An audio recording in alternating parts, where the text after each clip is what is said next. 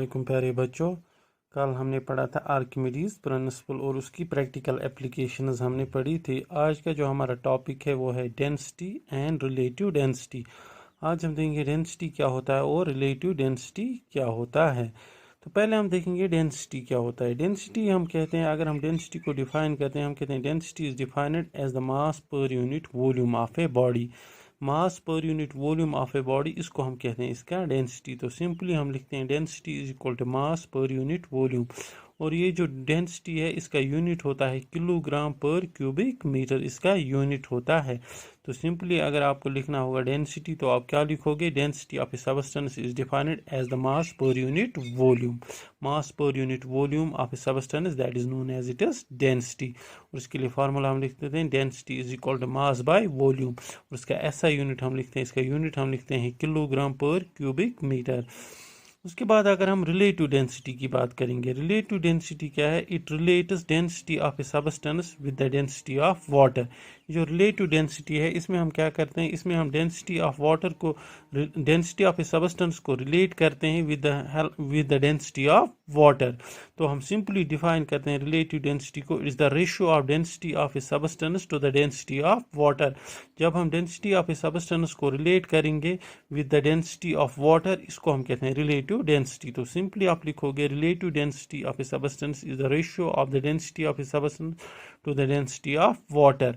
तो सिंपली हम लिखेंगे इसके लिए formula, relative density is equal density of substance divide by density of water. और ये जो रिलेटिव डेंसिटी होती है इसका कोई ऐसा यूनिट नहीं, इसका कोई यूनिट नहीं होता है।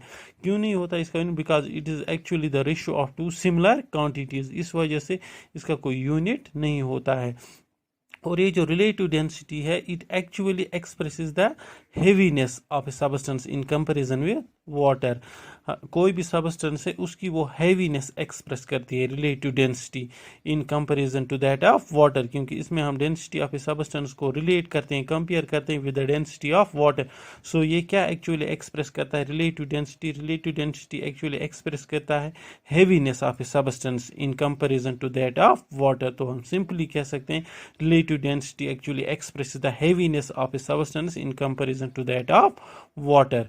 उसके बाद हम यहाँ पर एक क्वेश्चन करेंगे, एक न्यूमेरिकल क्वेश्चन है based on density and relative density. ऐसे क्वेश्चन पूछे जाते हैं एग्जाम में। फॉर एग्जांपल यहाँ पे एक क्वेश्चन है, the volume of solid of mass 500 gram is 350 cubic centimetre, calculate its density and relative density. हमारे पास यहाँ एक सॉलिड दिया गया है और उसका मास और वॉल्यूम हमारे पास दिया है। मास दिया है उसका 500 ग्राम्स और उसका वॉल्यूम यहाँ पे दिया हुआ है 350 क्यूबिक सेंटीमीटर। हमें इसकी डेंसिटी निकालनी है और रिलेटिव डेंसिटी। ऊपर हमने पढ़ा डेंसिटी बराबर होता है मास बाई वॉल्यूम, यहाँ पे दोनों दिए हैं, मास भी वॉल्यूम भी, तो आसानी से हम निकाल सकते हैं। यहाँ पर हम रिलेटिव डेंसिटी भी निकाल सकते हैं, क्योंकि हमें पता है relative density is equal density of substance by density of water. यहाँ पर हम पहले डेंसिटी निकालेंगे सबस्टेंस की, उसके बाद हमें डेंसिटी ऑफ वाटर पता है इक्वल टू 1 होता है, तो हम रिलेटिव डेंसिटी भी निकाल सकते हैं। तो यहाँ पर हम पहले डेंसिटी निकालेंगे।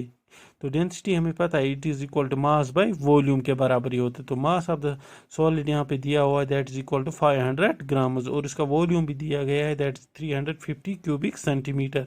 तो अब हम लिखते हैं density is equal to mass by volume, mass is 500 divide by 350। तो जब हम इसको कैलकुलेट करेंगे इट विल बिकम 1.42, तो इसका आंसर आता है 1.4। तो डेंसिटी ऑफ दिस सॉलिड जो यहाँ पे है इसका कितना निकला है, that is equal to 1.42 grams per cubic centimetre.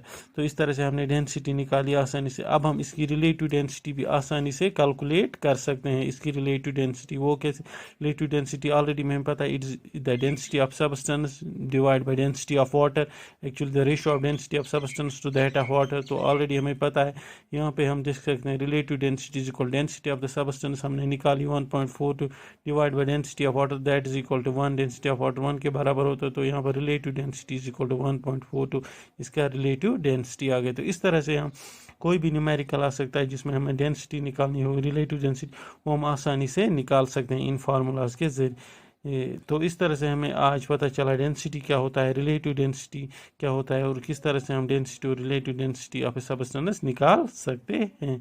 इंशाल्लाह कल हम इस चैप्टर के जो बाकी क्वेश्चंस हैं उनको हम डिस्कस करेंगे। Thanks for watching, have a good day.